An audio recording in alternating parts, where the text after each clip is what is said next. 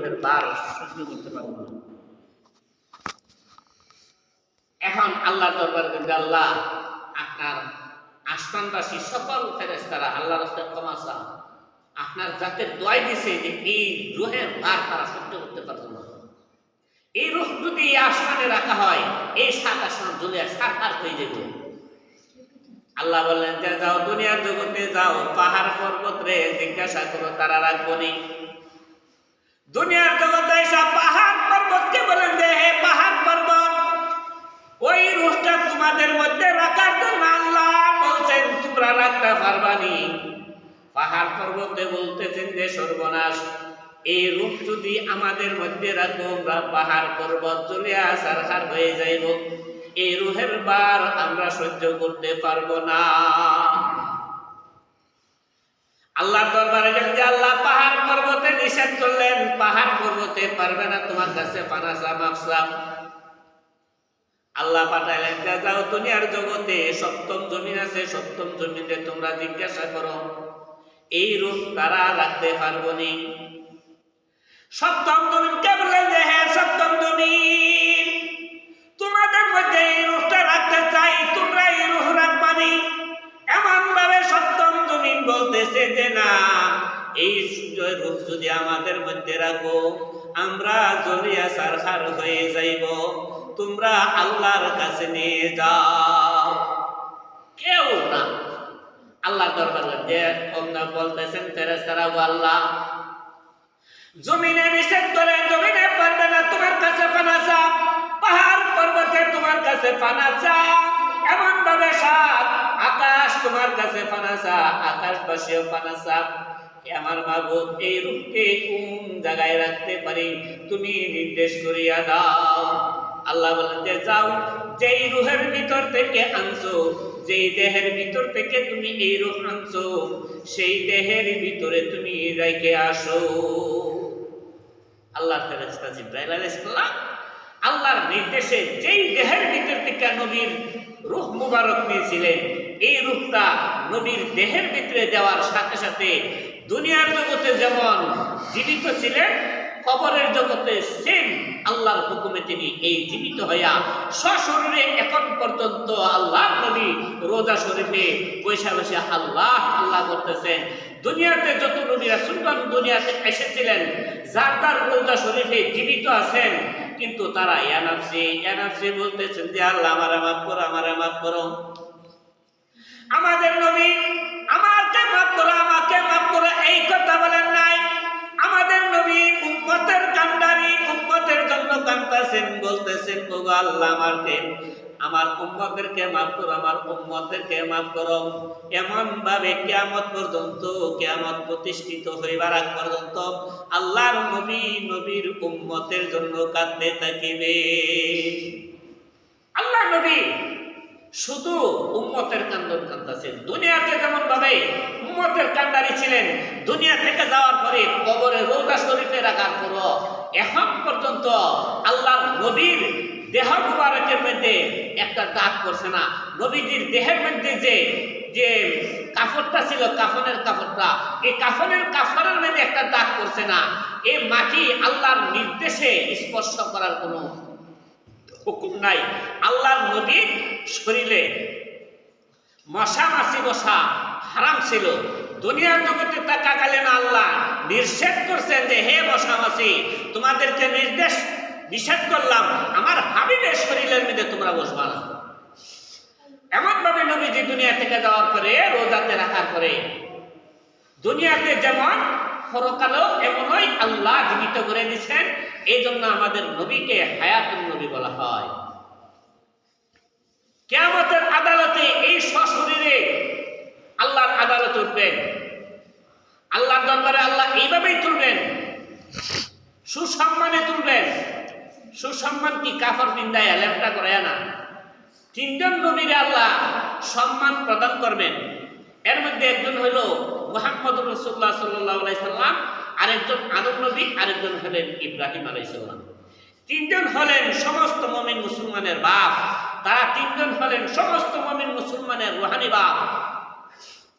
এই জন্য বাপরে ছেলেদের সন্তানের সামনে বেইজ্জতি করতেন না, অপমানিত করবেন না। আল্লাহর এই 3 নবীরে সুসম্মানে হাসরের মাঠে তুলবেন। আল্লাহর নবীরে দুনিয়া থেকে নেওয়ার পরে পরকালে যখন কবরে রাখা হইল, এই কবরের মধ্যে এখনো যদি নবীজির রোজা শরীফটা খুইলা দেখা হয়, নবীর কাফনটা মধ্যে একটা মাটির দাগ পড়তো না, নবীর দেহের মধ্যে একটা মাটির দাগও বসতো না। কেন? এটা আল্লাহর পক্ষ থেকে নিষেধ। এমন ভাবে কোনো মানুষকে যদি রাখা হয়, এই মানুষটা 3 দিন পরে বলিয়া ফাটিয়া নষ্ট হয়ে যায়। এই মানুষটার রাখে কই? একদলটা রাখে রুহের জগতে, 7ম আকাশের উপরে। এটা বলা হয় কি?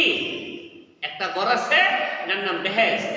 নেককারের রূপটারে বেহেশতে রাখা হয়, গুনাহগারের রূপটারে 7ম জমিনের নিচে একটা ঘর আছে, এটার নাম হলো জাহান্নামের গাড়া, ওইখানে রাখা হয়। এখন কোন গুনাহগারে যদি আযাব দেয়, ওই জাহান্নামের যে গাড়াটা 7ম জমিনের নিচে, জাহান্নামের গাড়ার সাথে কবরের একটা সম্পর্ক থাকে। কোন গুরুরে আমি দেখছি লেজ তুলিয়া বেয়া করে দৌড় মারে। এটার কারণ কি? হাদিসের কিতাবের মধ্যে আছে, এর কারণ হলো এই কবরের মধ্যে আযাব চলতেছে, আযাব। এই আযাব যে হইতেছে, এই ব্যক্তির কান্দনটা একমাত্র চতুষ্পদ জানোয়ারে দেখে এবং শুনে, দুনিয়াবাসীর কোনো মানুষে দেখেও না, শুনেও না। কোনো মানুষ যদি শুনতো এই কাণ্ডটা, সাথে সাথে এই কবরের কাছে মৃত্যুবরণ করত। এই কারণে মানব জাতি শোনে না, মানব জাতি আর জিন জাতি শুনেও না, দেখেও না। এই 2টা জিনিস আল্লাহ বন্ধ করে রাখছেন। যারা শোনেন হেরা এই জায়গাতে দেখে না, লেজটা খুলিয়া বে করিয়া দৌড় মারে। বুঝাইতেছে হে আল্লাহ, ও আমাদের মাবুদ, এই জায়গার মধ্যে যে আযাব আর গজব চলছে, আল্লাহ এই আযাব আর গজব থেকে আমি প্রাণী আর সহ্য করতে পারলাম না।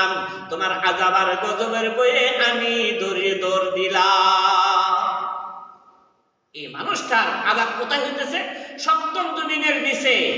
আর 7ম জমিনের নিচে যে আযাব হইতেছে, 7ম জমিনের উপরে যে একটা কবরের সাথে আল্লাহ লাইন ফিট করে দিয়েছেন।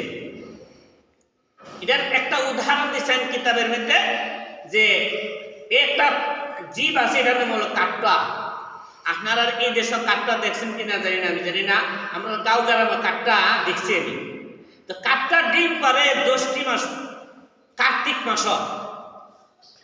কাঠটা ডিম পারে কার্তিক মাস, শুকনার মধ্যে গাতা কইরা, ফুসকুনির ফারক গাতা কইরা, এই গাতার মধ্যে ডিম পাইরা মাটিটা গুঁড়া দিয়ে যা। আবার এই বাসা থেকে 30 থেকে 40 হাত দূরে পানির নিচে একটা বাসা করে, বাসা। এই বাসাতে বৈশা থাকে। আর এই বাসাতে বৈশা থেকে ওই শুকনার মধ্যে যে ডিম পাইরা মাটিটা গুঁড়ে গেছে, ডিমের দিকে চোখ দেয়া চা। কাঠটা কোনোদিন ডিমের উপরে বৈশা কমবে না। কাঠটা 40 হাত দূর থেকে ডিমের দিকে চোখ দিয়ে শুধু ছা। এই চোখ দেওয়া ছাওয়ার দ্বারা আল্লাহ রাব্বুল আলামিন ডিমের ভিতরে বাচ্চা তৈরি করে দেন। এই বাচ্চারা কোন সময় বাহির হয়? জ্যৈষ্ঠ মাসের যে সময় মেঘের পানি পড়ে, ওই সময় জয়রা পানির দ্বারা পানি পড়ার সাথে সাথে বাচ্চা হয়ে সেরা পুকুরে নামে। তো যেমন ভাবে কাঠটা তার ডিমের উপরে বসে না, 40 হাত দূর থেকে তার চোখের দৃষ্টি দেহের ডিমের মধ্যে, চোখের দৃষ্টির দ্বারা ডিম ফুটিয়া যা। এমন ভাবে একজন মানুষকে কবরে শাস্তি দেন। আসলে তো তার কবরে আযাব হইতেছে না, তার আযাব হইতেছে 7ম জমিনের নিচে জাহান্নামে। 7ম জমিনের নিচে যে জাহান্নামে তার আযাব আর গজব চলছে, ওই জায়গা থেকে তার কবর পর্যন্ত আল্লাহ মেশিন ফিট করে দিয়েছে। এই জন্য বলা হয়েছে কবরবাসীরে কবরে রাখা হয় না, কবরবাসীরে কেউরে দেওয়া হয় জান্নাতে, আর কেউরে নেওয়া হয় 7ম জমিনের নিচে। যারারে আযাব দেওয়া হয়, এরা রোহটা 7ম জমিনের নিচে নেওয়া হয়, জাহান্নামে রাখা হয়। জাহান্নামে রাখার পরে জাহান্নামের গাড়া থেকে দুনিয়ার জগতের যে কবর, ওই কবরের সাথে আল্লাহ লাইন ফিট করে দেন। এই জন্য মানুষ বলে যে কবর আযাব হতেছে, আসলে কবর আযাব হয় না, কিন্তু কবরের সাথে তার জাহান্নামের গাড়ার একটা সম্পর্ক ফিট হয়ে যায়।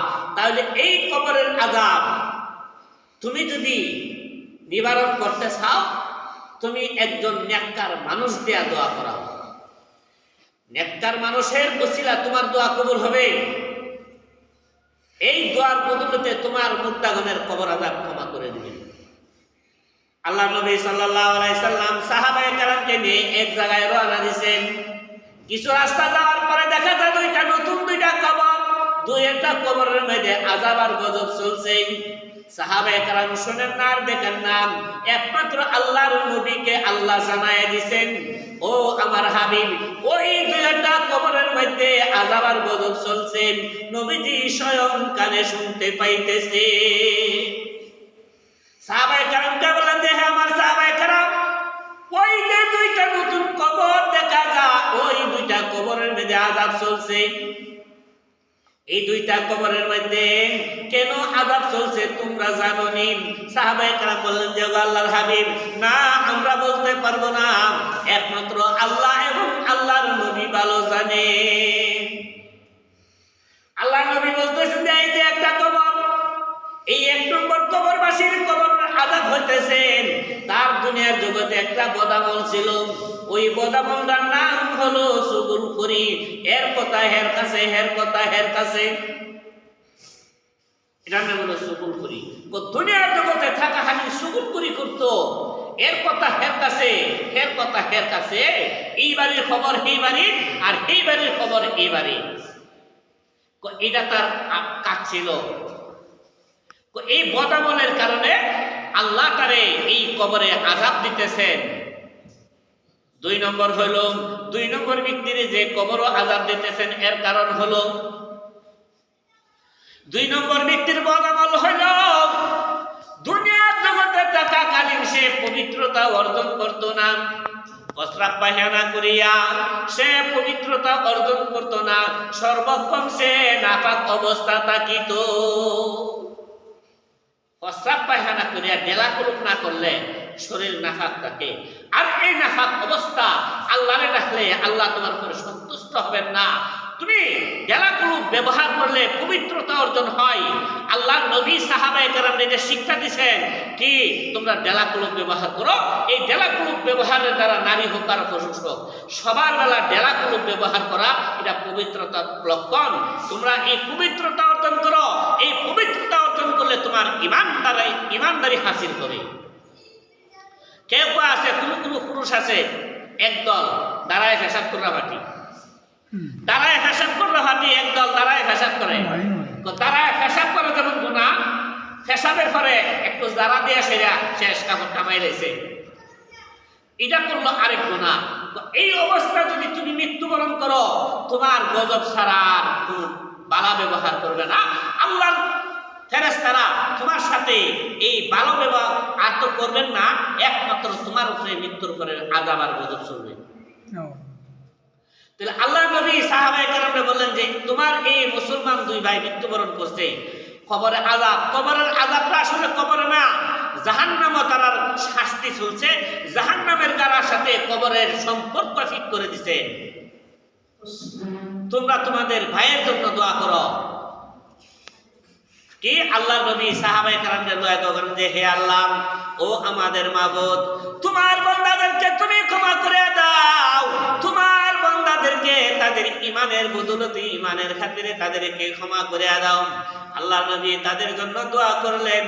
আল্লাহ নবীর দোয়ার বদৌলতে তাদের কবর আযাব ক্ষমা করিয়া দিলেন। এমন ভাবে কোনো মুসলমান যদি কবরের পাশ দিয়া হাঁটিয়া যান, কবরবাসীর জন্য যদি দোয়া করে, এই কবরের মধ্যে যদি কোনো আযাব চলে, এই মুমিন ব্যক্তির দোয়ার বদৌলতে আল্লাহ কবরবাসীর কবর আযাব ক্ষমা করে দিবে। কবরের আযাব এই কবরে হয় না, কবরের আযাব হয় জাহান্নাম। আর জাহান্নামের সাথে তার কবরের একটা লাইন ঠিক করে দেন, বোঝা যাইতেছে যেমন কবরে চলছে আযাব। দুই নম্বর হইল মানুষ মৃত্যুর পরে কবরে বৈশা এবাদত চলেনি। এই আয়াতের তাফসীরেও লিখছেন যে মানুষ মৃত্যুর পরে কবর এবাদত চলেনি। মুফাসসিরিনে কেরাম বললেন যে না, মানুষ মৃত্যুর পরে কবরে বসে কোনো ইবাদত চলে না। কোন আল্লাহর ওলি যদি, আল্লাহর খাস বান্দা যদি আল্লাহর সাথে আল্লাহর কাছে বলে যে হে আল্লাহ, দুনিয়াতে আমি তোমার গোলামি করেছি, কবরের জগৎ আমি চাইতেছি তোমার গোলামি করার জন্য, তোমার পারমিশন চাই। তুমি যদি পারমিশন দাও তাহলে তোমার পারমিশনে আমি তোমার গোলামি করতে পারি। যদি কোনো আল্লাহর খাস বান্দা আল্লাহর কাছ থেকে পারমিশন লো যে আল্লাহ আমার মনে চাইতেছে তোমার গোলামি কবরও করতাম, দুনিয়ার জগতে আমি তোমার গোলামি করছি, কবরও আমি তোমার গোলামি করতাম, তোমার পারমিশন চাই, তাহলে আল্লাহ যদি কোনো আল্লাহর কোনো খাস বান্দারে, কোনো ওলিরে, কোনো আউলিয়ারে অনুমতি দেন যে তুমি কবরও আমার গোলামি করো, তাহলে হে করতে পারবো। আল্লাহর অনুমতি ছাড়া কোনো ওলি আউলিয়া কবরে আল্লাহর ইবাদতি করতে পারবে না। কারণ হলো নবী রাসূল ছাড়া আর যত